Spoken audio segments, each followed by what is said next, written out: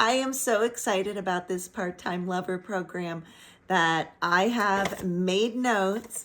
And today, let's uncover our next part-time lover, and that is beauty. Beauty. Our faux amoureux is beauty. We have this image in our head of what beauty looks like, and we think it's the image in a man's head, or we think it's the image in another woman's head. And quite frankly, if you're listening to this, you already know that we are the reflectors. Our reality is a reflection of how we perceive ourselves. So how is beauty a false lover in our lives? Because we all strive for beauty. I leveled up 10 years ago when I left my husband. I left a marriage that wasn't bad, but it wasn't great. And because of my dynamics, of the sloppy seconds, of all this stuff that I've uncovered since that divorce, I couldn't see it inside the marriage.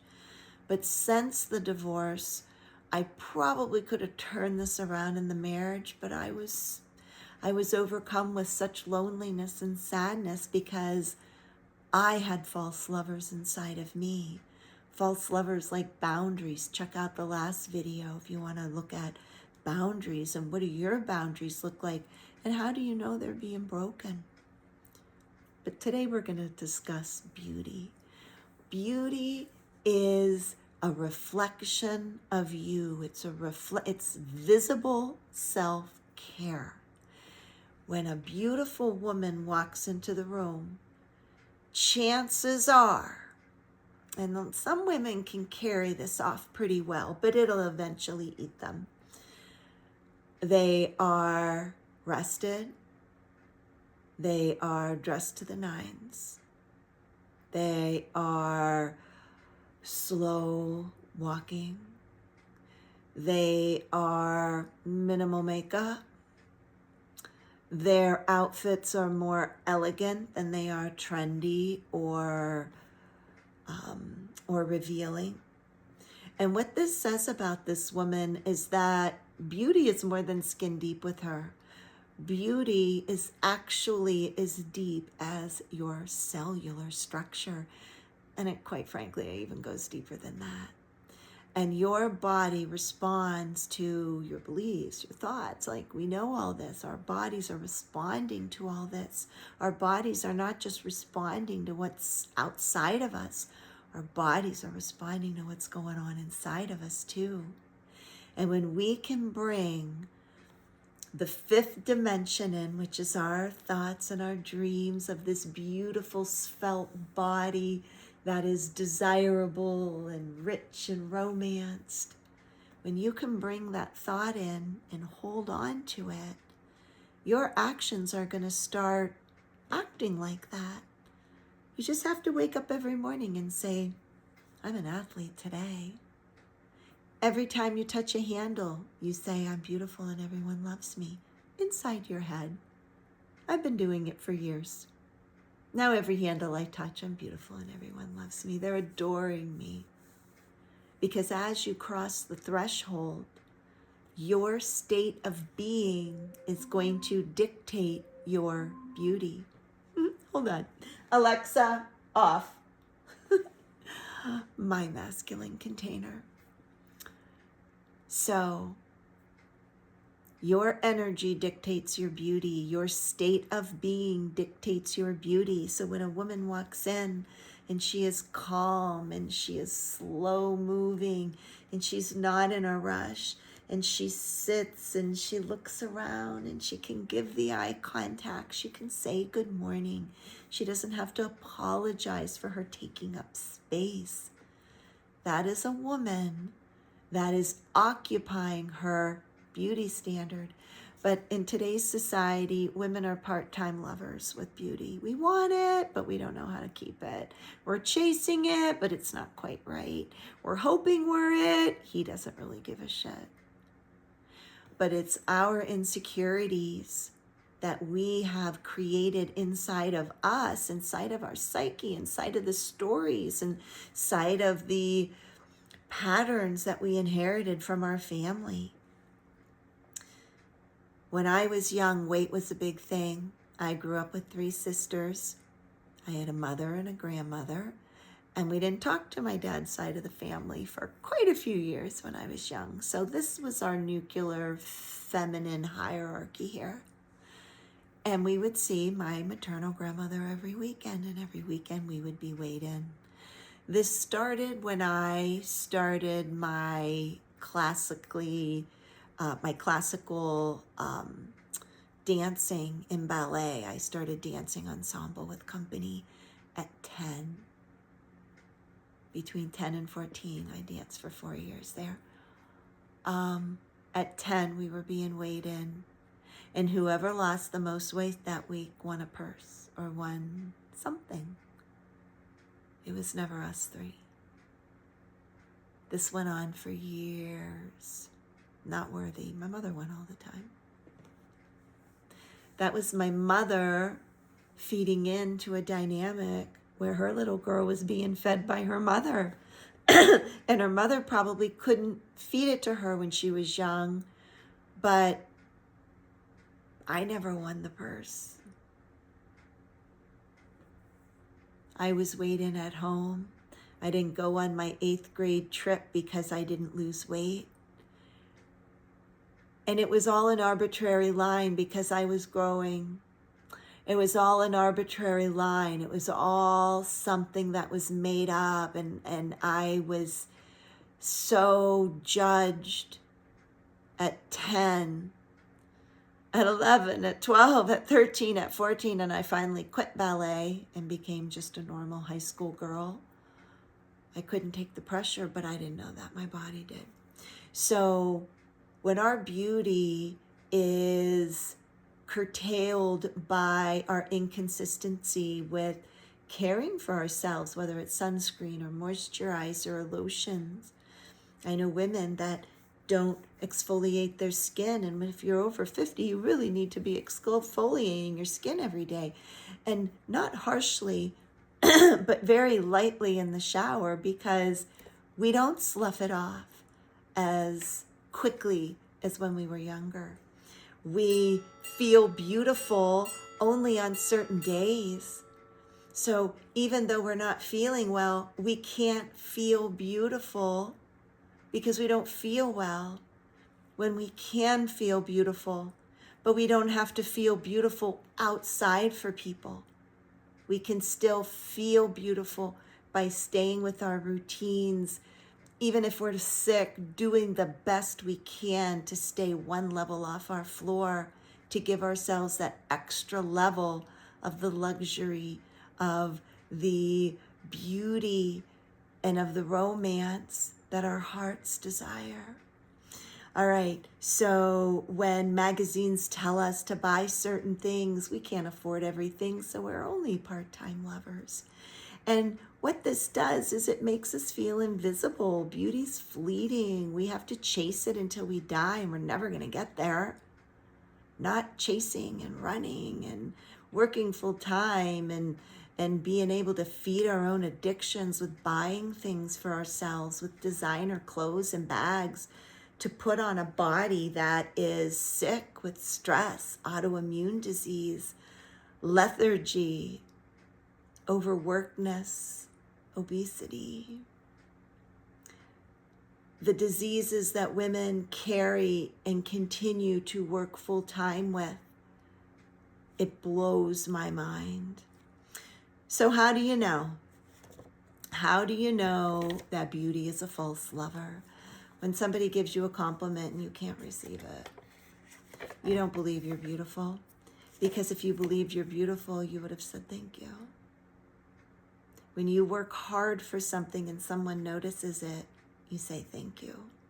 And when your self-care becomes visible at the cellular level of eating, lifestyle, slowing down, allowing the masculine structures in your life to support you as you figure this out, that's how you know. When you struggle for healthy nails and healthy hair. So you're taking the biotin, you're trying to put the Band-Aid on it, but you're still overexhausted and overworked and cannot rest inside your body without medication. When you struggle to maintain your weight, when you struggle to maintain your next identity, and that's not a negative, that's just an observation. That means that the next time you toggle back up into her, don't do the same thing, do something different. And this is what I learned when I stopped dieting and decided to heal my body with the ketogenic diet. I started that in 2017 loosely. Really, by 2018, I started researching it. And by the summer of 18 and the summer of 19, I was practicing recipes with a friend and got pretty good.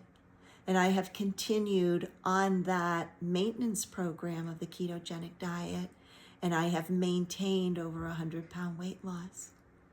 But that's a lifestyle change. That is feeding my body at the cellular level what I need to do in order to live the healthiest lifestyle I can possibly live. And what I learned from that diet was to read labels. Simply read labels and buy the foods with the lowest ingredients. Walk the perimeter of the supermarket first before you go into the middle and fill up your cart with non-food foods. And when we learn to feed our bodies with the highest value produce and meats and fats, and eliminate the simple carbs, the cheap chips and stuff that is cheap and easy and addicting. I always said a noodle to me is like a shot of scotch to an alcoholic. I could crash right back into the carb, and I do. I have times when I fluctuate, but not much. It doesn't take much to get back on the horse of my lifestyle, because my life revolves around the philosophy of be ready every day so that you don't have to get ready. When you allow beauty to become a full-time lover in your life, it's not about slapping on the designer clothes and the makeup. It's not about going to the gym and working the beautiful body, but you're still sleeping with every other guy and feeding your body his energy, his dirty cells. Your health is the number one indicator of mating for men. So ladies that are on the dating field, it's not your beauty. It's your shiny hair, but it's not the fake shiny hair. It's the real shiny hair. It's not the fake nails. It's the real nails. It's the real skin. And the information I want to give you about the turnover of cells in your body is what I've learned recently. Well, not recently, I learned it with the ketogenic diet. And the cell turnover for every organ of your body, including your skin, has a time.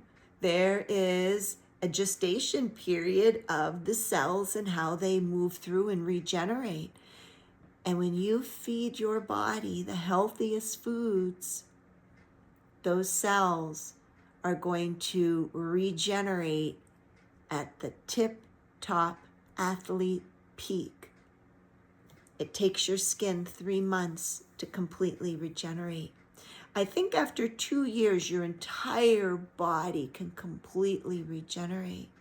So what happened to me is that I don't look my age. My weight is effortless. I do not have to basically try on clothes before I pack for a trip because I know they're all going to fit. They always do. I don't have decision fatigue because everything in my closet fits. I have stayed pretty similar since probably 2020. So 6 years now I've been maintaining this weight loss. And the foundation of beauty is always going to shine through no matter what's happening in your life. So if you are sick, you have the flu, you caught COVID, whatever, you had surgery and you need help, your beauty, your body rejuvenating itself is going to come back quicker because you're already at that foundational level of your cells, feeding them with the good food, feeding your mind with the good thoughts. That is what's going to make you beautiful. And how do you know when you don't feel beautiful? You deflect. And here is how you can become the full-time beauty queen. And remember, you are the most beautiful woman in the world because the world revolves around you. Your aura is what encapsulates your world of your perception. You're the only one in your world because your world is your perception. And we get into this deeper in my new offering called Occupy. It's a free masterclass. I'm going to do it live on YouTube, and I'm going to add it to my already full digital library of how to shift your state of being. And when you're able to shift your state of being, you're able to shift your identities so that no more part-time. Or when you do fall into the part-time because you're sick or your heart got broken or you broke your own boundary, but you know you'll never do that again. Your matchy energy is to learn the lesson and move forward and never do it again. How to become a full-time beauty is to create it in your lifestyle, create it in your thoughts, create it in your actions, because your cells are going to feed your body. Your thoughts are going to feed your actions. And when your body is healthy enough to act in a way in accordance to its blueprint, its language, then you are a full-time lover with beauty. When your lifestyle, everything you do in your lifestyle feeds the vision of the woman you're going to be in a year or 5 years or 6 months. Everything you do is going to feed into one of these things so that you're not a part-timer, you're a full-timer. For instance, I am a full-time active woman. I have never been able to say that in my life, but now I can. Because I have found a way to exercise that feeds my soul, feeds my heart physically as well as emotionally, and that is my dancing. When I was in ballet, when I was younger, I was not treated very well at all. It was in the 70s. It was just a weird time. And my director was gay. He was a repressed gay man of the 70s. And they fed us horrible information about who we were as women. And I was 10. And that got embedded in me that I was not beautiful. No matter what I did, I would never be beautiful. And that was their way of coaching me. But my way of coaching myself now, the devoted mother that is going to hold my crying self when my heart gets broken, or be able to, with compassion, say, you don't want to think that, and get rid of the word idiot or asshole that you call yourself. What you're doing is you're feeding your cells at the foundational level, and it is going to show up as beautiful. All right. If you have any questions about this or have an idea of another part-time lover in your life that you want me to hone in on and give you what I did to become the full-time lover in my life for me, leave it in the comments and join me in the upcoming Occupy. Ciao for now.